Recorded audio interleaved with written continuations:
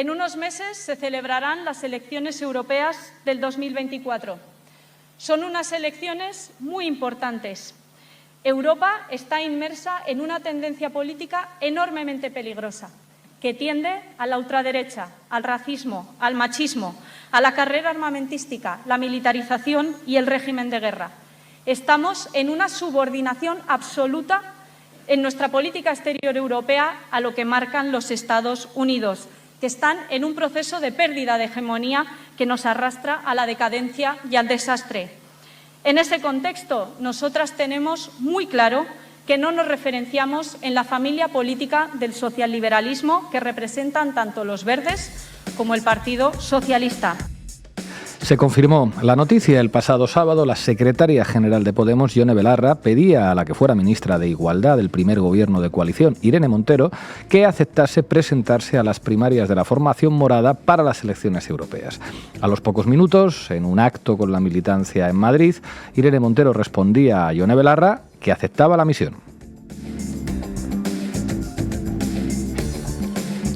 Aunque intuido en los círculos políticos y periodísticos, el movimiento tiene la capacidad de alterar de forma sustancial el tablero en los próximos meses y debe ser analizado, por lo tanto, de una manera rigurosa y en profundidad. En primer lugar, hace falta comprender que se trata de un movimiento que está plenamente motivado por las diferentes corrientes ideológicas y geoestratégicas de fondo que atraviesan el continente europeo y, de hecho, el conjunto del planeta. El paso adelante de Montero y de Podemos se produce en un contexto global de avance de las nuevas ultraderechas y, por tanto, en una situación de guerra existencial por la conservación de los mínimos parámetros democráticos en los países desarrollados. En este combate, el escenario está definido por la utilización por parte de estas nuevas ultraderechas de una serie de armas especialmente adaptadas al funcionamiento comunicativo y mediático de nuestras modernas mediocracias conectadas a Internet. La mentira, el odio, la creación y mantenimiento de comunidades militantes cerradas gracias a estos dos elementos y el lawfare como herramienta práctica para aumentar en órdenes de magnitud la potencia destructiva de los ataques reputacionales.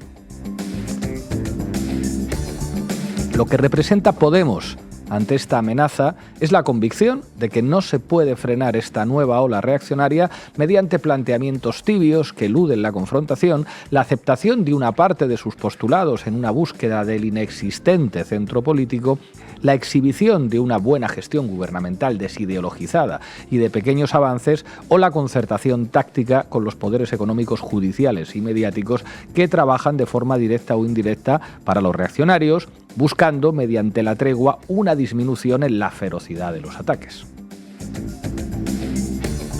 Podemos es, entre otras cosas, una operativa política que parte de la tesis de que todo eso no funciona, de que esa manera de gestionar el avance cultural de la ultraderecha, que asumen tanto la familia política europea socioliberal como la llamada verde, no hace otra cosa que pavimentar una ancha autopista por la que avanzan los reaccionarios gracias a la potencia de su armamento, pero también a la legitimación parcial de sus ideas por parte de sus supuestos adversarios y al descontento de amplios sectores de las clases populares ante la falta de avances sustanciales en la redistribución de la renta, la riqueza y el poder. En el actual tablero europeo y español, Podemos representa una tradición política que sabe que la única forma de evitar que la Unión Europea acabe en manos de la extrema derecha autoritaria y liberal y turbocapitalista pasa primero por ofrecer a la gente trabajadora avances valientes que mejoren de forma sustancial sus condiciones materiales de vida, aunque eso suponga una guerra frontal con los grandes poderes fácticos. Y segundo, por estar dispuestos a dar la batalla ideológica sin concesiones contra los reaccionarios. Bueno, esto decíamos ayer en Diario Red, hoy en La Base analizamos el último movimiento de Podemos. Bienvenidas y bienvenidos. La Base, con Pablo Iglesias, Sara Serrano, Manu Levín e Ina Afinogénova. Bueno, hoy en Canal Red tenemos muchas bajas. A la de Dina Busseljan y Laura Arroyo se suma la de Ina Afinogenova, esta vez tendréis que mandarle ánimos a ella. No sabemos si ha sido la venganza de Moctezuma, que llega hasta las estepas rusas, o qué es lo que ha sido, pero el caso es que está convaleciente en casa y requerirá de vuestro cariño. ¿Qué nos tienes hoy preparado, Sara Serrano? Bueno, pues vamos a ver qué está en juego en las elecciones europeas y lo que representa la que la revista Forbes ha definido como la mujer más poderosa del mundo, Ursula von der Leyen. Manu Levín, ¿qué dice la prensa? Pues eso es lo que vamos a ver. ¿Qué están diciendo los diarios en España y las televisiones sobre este anuncio que hizo el sábado Podemos? Hoy en La Base vamos a contar con Enric Juliana, director adjunto de La Vanguardia, siempre muy interesado en los temas europeos y un analista de mente muy afilada para imaginar los escenarios políticos del futuro. Arrancamos, Xavi. La base de datos. Informa Sara Serrano. Adelante. Poco menos de 6 meses es el tiempo que queda para que se celebren las próximas elecciones europeas. Más de 400 millones de personas están llamadas a votar para determinar quiénes serán los 705 eurodiputados que conformarán el hemiciclo y quién será su presidente. Además, se elegirán otros altos cargos clave de las instituciones europeas, como las presidencias de la Comisión Europea y el Consejo Europeo, puestos actualmente ocupados por Ursula von der Leyen y Charles Michel, o el de la jefatura de la diplomacia europea, que está actualmente en manos de Josep Borrell. Y la situación en el jardín europeo poco o nada tiene que ver con la de 2019, la última vez que los ciudadanos europeos fuimos llamados a votar. Así es, en 2019 Reino Unido todavía era un Estado miembro de la Unión, el mundo no sabía nada de pandemias y de sus consecuencias socioeconómicas, la guerra en Ucrania se limitaba a una región del Donbass y no interpelaba a la Unión Europea, y en Oriente Medio se podía mantener un discreto apoyo al Estado de Israel sin necesidad de abrir el debate sobre los derechos humanos del pueblo palestino al conjunto de la ciudadanía. A todo esto hay que sumar el fortalecimiento de las extremas derechas a lo largo y ancho del viejo continente. Giorgia Meloni gobierna en Italia, la ultraderecha está presente en los gobiernos de países como Suecia, Finlandia, Letonia y Eslovaquia, Marine Le Pen es la tercera fuerza en Francia y hace unas semanas el islamófobo Geert Wilders obtuvo una contundente victoria en Holanda. La extrema derecha va ganando terreno y mientras tanto la izquierda europea no deja de acumular malas noticias. Ruptura de Syriza en Grecia tras la elección de un hombre proveniente de la banca como secretario general del partido, escisión de Die Linke en Alemania tras la salida de Sarah Wagenknecht para fundar un nuevo partido que algunos definen ya como rojipardo, la práctica desaparición de la izquierda italiana, el colapso de la izquierda portuguesa y bueno, ya sabéis lo que tenemos en España. De momento solo nos queda Mélenchon y su Francia insumisa, que de momento es la segunda fuerza en Francia.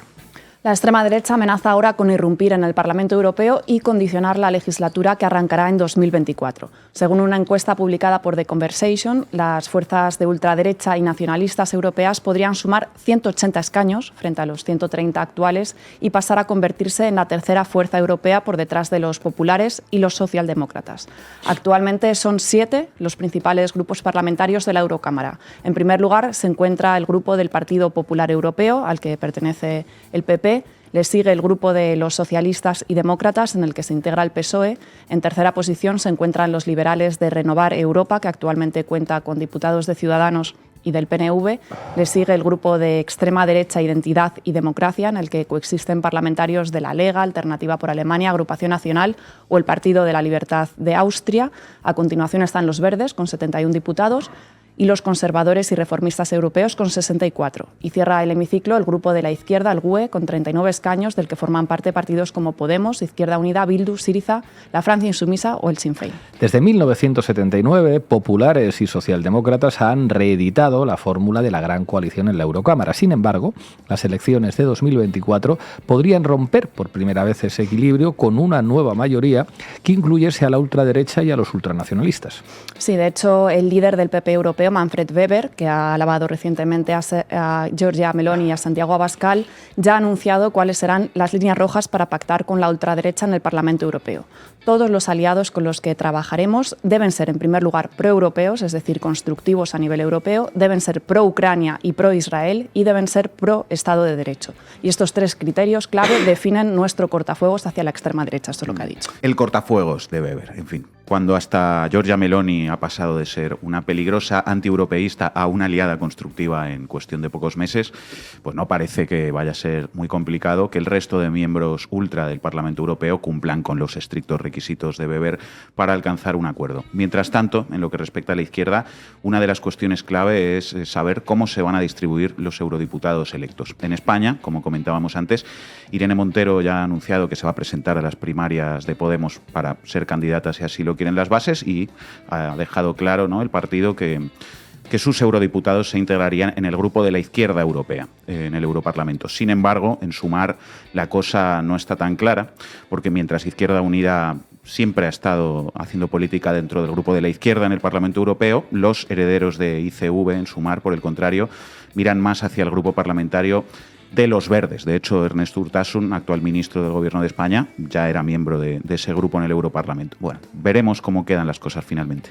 En las elecciones europeas no solamente se dirime una nueva aritmética parlamentaria, sino que está en juego el puesto de la mujer más poderosa del mundo, según la revista Forbes. Sí, Ursula von der Leyen. En cierta forma, como apuntaba Rafael Poch, la presidenta de la Comisión Europea ya prefiguró la ruptura de la lógica bipartidista en la Eurocámara, que ahora amenaza con imponerse. Su elección como presidenta de la Comisión en 2019 provino de una idea de Emmanuel Macron, que contó con la aprobación de Angela Merkel y que también, ojo, contó con el visto bueno del primer ministro húngaro Viktor Orbán y también de los nacionalistas polacos. Liberales, conservadores y ultras unidos por una misma causa. Von der Leyen fue la primera expresión de una tendencia que se está consolidando en Europa. Conservadores y liberales necesitan a la ultraderecha para llevar a cabo su agenda. Ahora que von der Leyen puede optar a revalidar la presidencia de la Comisión, conviene recordar quién es y qué intereses representa esta señora.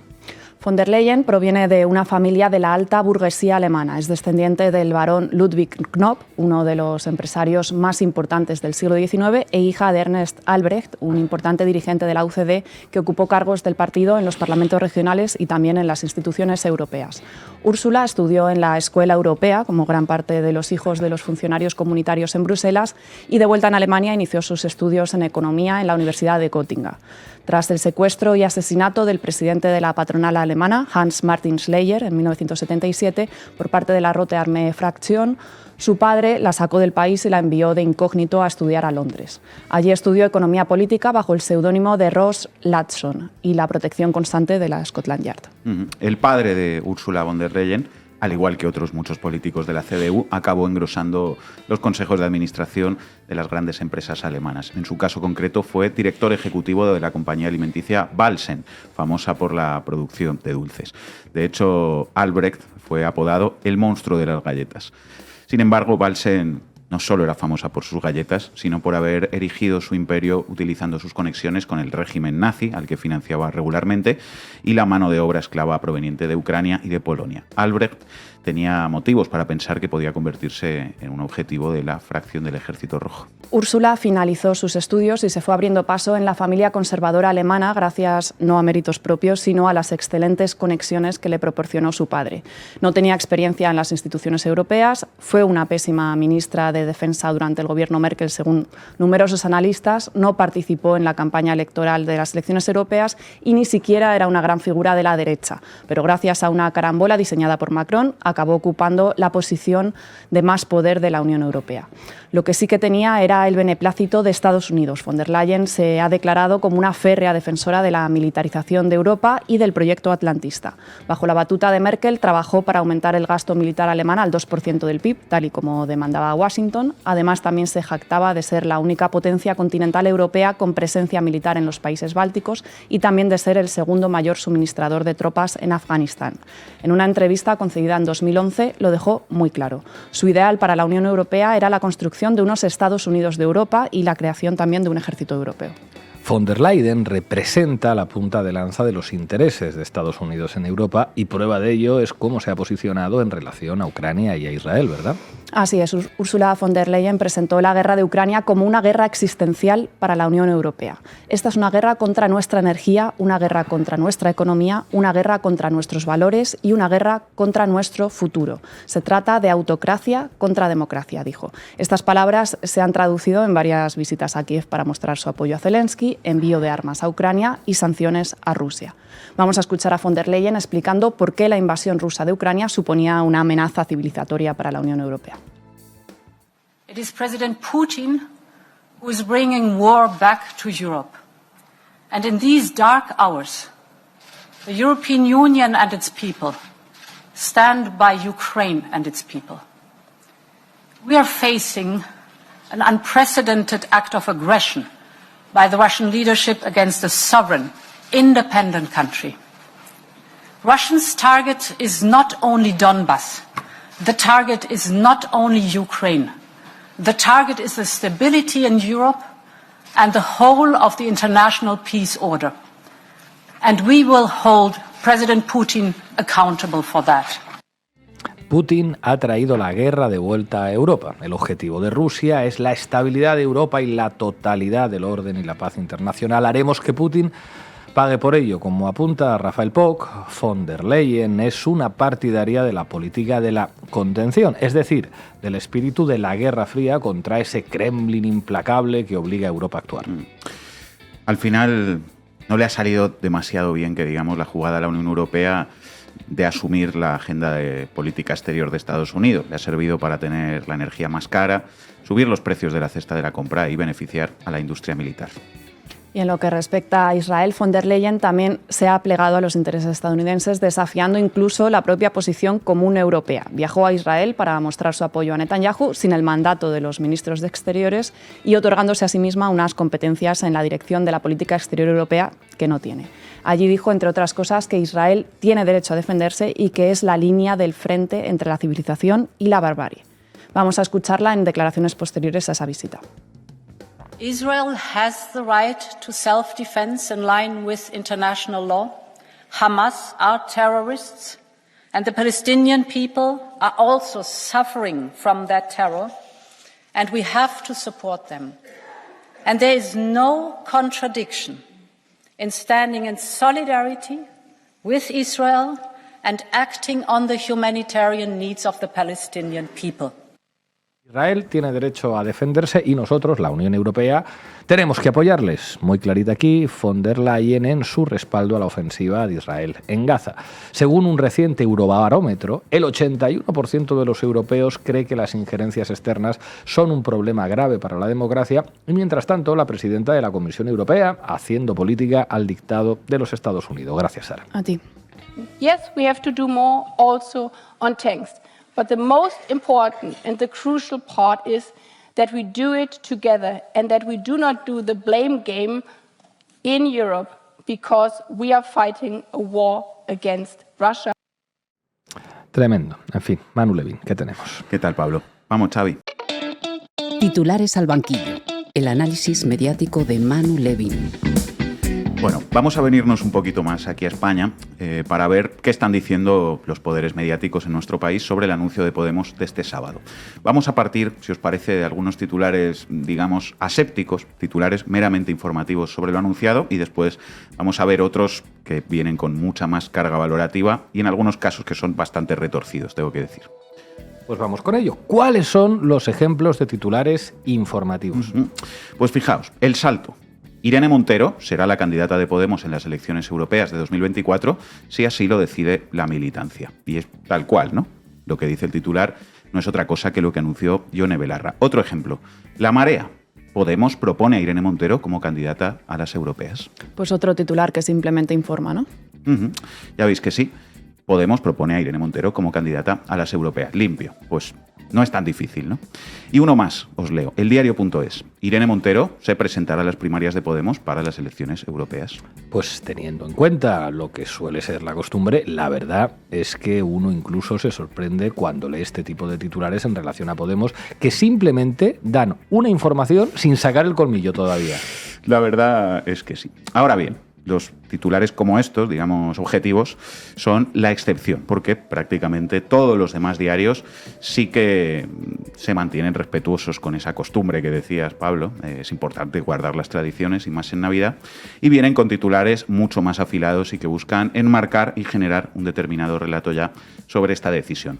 Por ejemplo, hay algunos que no usan los verbos que a priori servirían para simplemente informar sobre esto, como los que leíamos antes, propone, se presentará, será candidata, sino que en su lugar usan verbos de otro campo semántico. Por ejemplo, El Periódico de España. Podemos lanza a Irene Montero como candidata a las europeas. Nadie como tú para poner en pie el proyecto. El Mundo. Podemos lanza a Irene Montero como candidata para la batalla contra Sumar en las elecciones europeas. Y uno más, La Razón. Podemos tira de Montero en las europeas como vía para resurgir. Bueno, lanzan a Irene Montero, tiran de Irene Montero. Parece que Irene va a tener que ponerse un casco en esta campaña electoral para no acabar lesionada, ¿no? Sí, ¿no? Entre los que la lanzan de un lado y los que la tiran de otro lado. En fin. En estos últimos titulares ya aparecen los que son los dos ingredientes principales. Uno es el verbo resurgir, y el otro es que todo esto es contrasumar. Vamos a analizar un poco ambos elementos. Lo de resurgir estaba ya en el titular de La Razón, pero aparecen muchos otros. Fijaos, La Vanguardia. Podemos buscará resurgir en las elecciones europeas con Irene Montero como candidata. Público. Podemos inicia su carrera hacia las europeas y fía el resurgir del partido a la candidatura de Montero. El País. Podemos fía su estrategia de rearme a Irene Montero y la propone como candidata a las europeas, titular casi idéntico al de Público. Resurgir, resurgir, resurgir. Más allá de los motivos que haya para hacer esa interpretación y llevarla al titular, a mí la verdad es que me llama la atención esa coincidencia en el verbo en tantos diarios diferentes, ¿no? Es un verbo que, si lo pensamos un momento, enmarca la decisión de concurrir a unas elecciones como un movimiento autorreferencial que no es por la gente o por el compromiso con unas ideas o con una línea política, sino que es por el partido, ¿no? Y sospecho que solo lo vamos a encontrar en la prensa en referencia a Podemos, lo cual da que pensar, porque sospecho que no veréis aplicar ese verbo u otro similar, pues no sé, a gente que lleva ocupando cargos públicos desde los tiempos del Tamagotchi y que ya han pasado por 4 o 5 partidos diferentes. Esos no se presentan para sobrevivir ni para resurgir, se presentan porque tienen unas ideas y un proyecto político, lo hacen por ti, querido amigo. Aquí los únicos que se presentan siempre para resurgir y para tener un sillón y tal y para sobrevivir son los que resulta que son los que menos tiempo llevan dedicándose a la política, paradojas de la prensa española. Bueno, y vamos con el otro ingrediente que señalabas, el que marca la decisión de Podemos como una decisión contra Sumar. Bueno, ese es seguramente el marco principal que hay en la prensa y el que aparece en la mayoría de los titulares y en el interior de todas las piezas. Lo veíamos ya en El Mundo. Podemos lanza a Irene Montero como candidata para la batalla contra Sumar en las elecciones europeas. Y os leo también algunos más. La Razón. Podemos desafía a Sumar y se presentará por separado a las elecciones europeas con Irene Montero a la cabeza. Y los dos más retorcidos. Infolibre. Podemos se entrega a Irene Montero para disputar las europeas a Sumar sin tibieza. Y El Confidencial. Podemos declara la guerra a Díaz y lanza a Irene Montero como candidata a las europeas. Podemos desafía a Sumar. Podemos disputará las europeas a Sumar. Podemos declara la guerra a Díaz. ¿Os imagináis que si Sumar decide presentarse a las elecciones europeas con una candidatura que compita con la de Podemos y publicaran titulares que dijeran, por ejemplo, que esa decisión supone un desafío a Podemos, que se trata de disputarle las elecciones a Podemos o de declararle la guerra a Irene Montero? No, yo tampoco me los imagino. Claro. Que ese es el tema, ¿no? Esto es algo que va contra otro partido, incluso aunque ese otro partido ni siquiera haya anunciado todavía si concurrirá a las europeas, ni haya presentado candidato ni nada, y es más, incluso aunque ese otro partido todavía no haya hecho un congreso fundacional en el que haya elegido unos órganos, ni una dirección, ni nada. Todo eso todavía no existe, pero da igual. La candidatura del partido que lleva 10 años en el Europarlamento es contra una candidatura que aún no existe, de un partido que aún no está constituido del todo. Que cada cual saque sus propias conclusiones. Y veamos ahora algunas cosas más, porque todo esto que os he comentado hasta ahora no es nada. Atención a esto de 4. Podemos sigue la estela de Ciudadanos. A la pérdida de miembros del partido le sigue un nuevo paso que han copiado a los naranjas. A ver, ya mañana... Bueno, según publica El Español, Podemos, en un momento crítico para el partido, presentará a Irene Montero como cabeza de lista de las elecciones europeas este sábado. Sigue así la estrategia de Ciudadanos.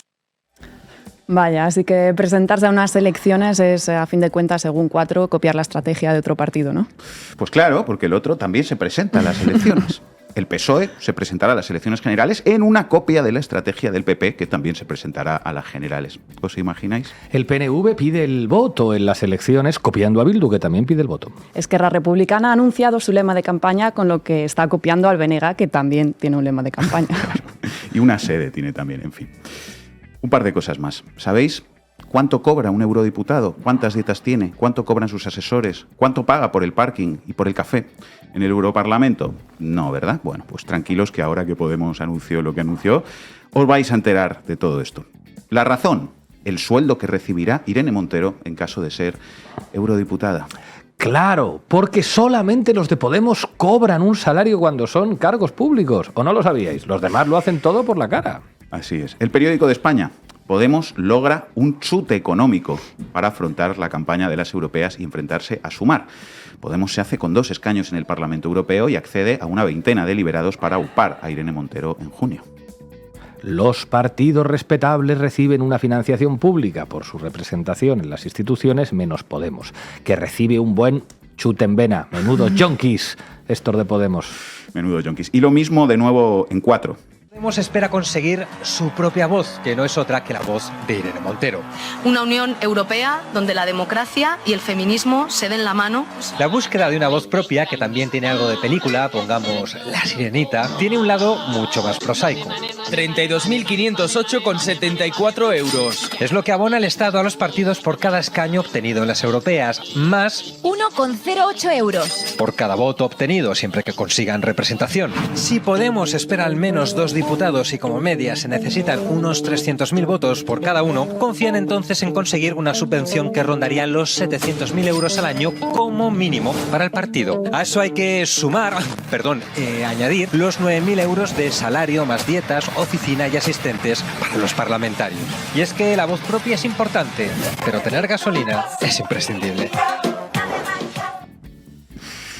En fin, pues lo que os decía, ahora que Irene Montero se va a presentar unas primarias para ser candidata a las europeas, os vais a enterar, queridos amigos, hasta de cuánto vale una cerveza en Bruselas. En resumen, cuando Podemos se presenta a unas elecciones es porque copia la estrategia de otro partido que también se presenta.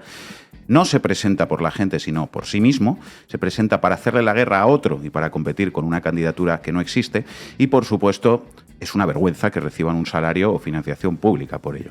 Esto que vamos a escuchar es lo único que se merecen los de Podemos. De nuevo, 4, rótulo en pantalla, de no querer sillones a las elecciones europeas. Javier Casqueiro e Israel García Juez. Dale, Xavi. Y ahora estamos hablando de a ver si les toca una pedrea, de colocar a alguien en un momento determinado, que además estamos todos somos conscientes que en política las olas y los tsunamis funcionan, ¿no? Y es evidente que ahora, por muchas razones, que es muy largo de explicar, a Podemos le viene una hora que le va a arrasar. Pedrea no sé, Pedro, pedrada la merecen, ¿eh? Cuidado, Pedradas es lo que se merecen. Dice este Israel, ¿se imaginan que yo digo que este Israel se merece una pedrada y le cae una pedrada en la cabeza? En fin, que siga la violencia mediática, que contra estos rojos de mierda vale absolutamente todo. Si quien dijera esto en una televisión fuera alguien de Bildu o alguien de Podemos, no volvería a pisar un plato en su vida y recibiría una denuncia por delito de odio, y eso si la Fiscalía no actuara antes de oficio, o el juez García Castellón, vamos, eso sí que sería un chute de adrenalina. Y esto lo sabe hasta el conserje del Parlamento Europeo. En fin, qué gentuza. Gracias, Manu. En la interpretación al inglés que yo seguí, dijo que Gaza está siendo convertida en una zona de exterminación, de exterminio por Israel. ¿Puede explicar esta frase, por favor? Muchísimo gusto de que me haga esta pregunta, señor Bütikofer.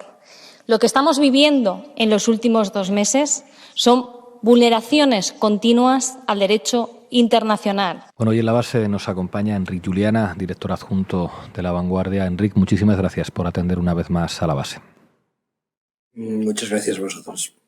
Enrique, has escrito en La Vanguardia un artículo en el que señalas que las próximas elecciones europeas de junio enfrentarán a una derecha obligada a aliarse con partidos de ultraderecha siempre que sean otanistas y, por otra parte, a una socialdemocracia que tiene que mirar a su izquierda. Pero vista la coyuntura en Europa, parecería que las derechas lo tienen mejor a priori. Depende de cómo lo cuantifiquemos, ¿no? Hemos de pensar que el Parlamento Europeo está formado por más de 700 diputados. No hay ningún partido con mayoría absoluta, ni parece que lo va a haber. Y por lo tanto las coaliciones, las agrupaciones van a ser muy importantes. Históricamente la coalición dominante ha sido socialdemócratas y populares, antiguamente democristianos. De eso de la democracia cristiana ya realmente queda poco, pero populares y socialdemócratas. Esa coalición fue insuficiente en 2019, ya no alcanzaba la mayoría y se tuvo que alargar hacia los liberales. Y la cuestión para mí ahora es si en estas próximas elecciones la coalición socialdemócratas, liberales y populares alcanza la mayoría absoluta. Y aquí es donde entra la variable de la extrema derecha, de una parte de la extrema derecha. Yo escribí en La Vanguardia la serie A y la serie B, el grupo A y el grupo B.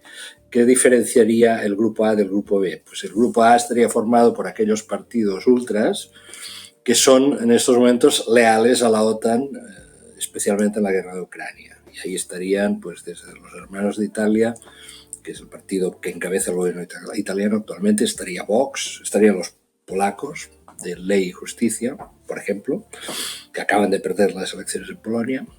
Y en el grupo B estarían aquellos grupos o formaciones de extrema derecha más pro Moscú, que han expresado mayor simpatía por Moscú, más quizás más reticentes a la Unión Europea, al menos en el plano verbal, ¿no? Y ahí estaría, atención, el Frente Nacional francés, ahí estaría Salvini, el italiano Salvini, ahí estarían la nueva extrema derecha alemana. Este es el campo de juego que se va perfilando. Sara. ¿Qué tal, Enrique? ¿Cómo estás? La presidencia de la Comisión Europea por parte de Ursula von der Leyen y también su cierre de filas con Estados Unidos en cuestiones clave como la guerra de Ucrania o la guerra en Palestina, la ofensiva israelí en Palestina, han generado bastantes discrepancias y tensiones dentro de los ministros de Exteriores europeos. ¿Consideras que es factible que Ursula von der Leyen revalide su presidencia de la Comisión Europea ahora en 2024? Sí, me parece factible. Ahora aquí yo no tengo una bola de cristal, no lo sé. Vamos a ver. O sea, tengamos en cuenta una cosa. El presidente de la Comisión Europea no lo elige directamente el Parlamento Europeo. ¿Sabéis? Hay dos planos, se entrecruzan dos planos en el funcionamiento institucional europeo. Está el Consejo Europeo, es decir, los representantes de los distintos países, que son los jefes de gobierno, que se reúnen, y ahí hay una expresión, hay una correlación de fuerzas. Ahí están pues, presidentes socialdemócratas como Pedro Sánchez, están liberales como Macron, están los populares, está Meloni, que pertenece al grupo A de la ultraderecha, etcétera, etcétera. Y luego está el Parlamento Europeo. La decisión la toman el Consejo Europeo, pero ha de pasar por el Parlamento Europeo. Por lo tanto, ahí hay una dialéctica de equilibrios entre Consejo y Parlamento. Entonces, respondiendo a tu pregunta, mi impresión es que las tomas de posición de von der Leyen respecto a la cuestión de Gaza no creo que obstaculicen o pudiesen obstaculizar su reelección. No lo creo, sinceramente. Y sobre todo por un motivo, porque además hay que situar las cosas en su contexto. Von der Leyen es de Alemania. Y la posición política alemana, y eso incumbe tanto a los conservadores como a los socialdemócratas, es de un extremo respeto a Israel, por razones históricas que me parece que son claras y son obvias. Pueden ser discutidas como todo, pero la posición alemana sobre lo que ocurre en Israel, sobre lo que ellos llaman ellos dicen lo siguiente, y lo dicen también los socialdemócratas, dicen, para Alemania, para la actual Alemania, la defensa del Estado de Israel es una razón de Estado.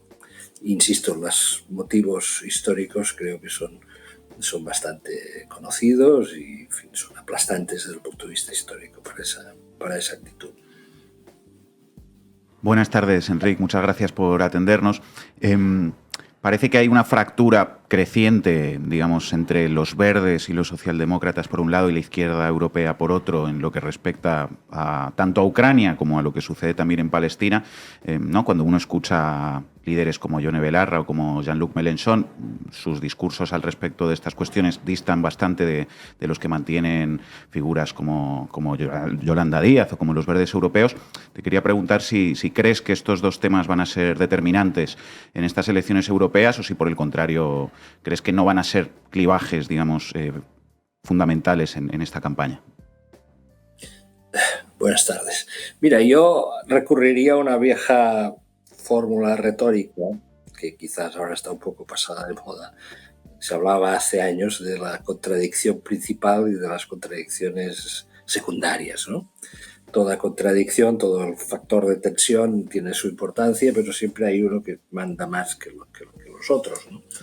Y a mí me parece que en estos momentos la cuestión que se dirime se va a dirimir en estas elecciones europeas es el de cuál es la coalición que cabeza cuál es la coalición que decide la arquitectura europea, la política europea y por lo tanto la composición de los órganos ejecutivos de la Unión Europea para los próximos años.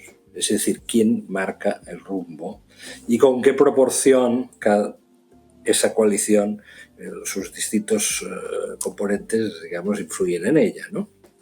Esta para mí es la cuestión. Y para mí la cuestión es hasta qué punto, por esto antes os decía, hay que ver si la suma de populares, socialdemócratas y liberales alcanza la mayoría absoluta o no.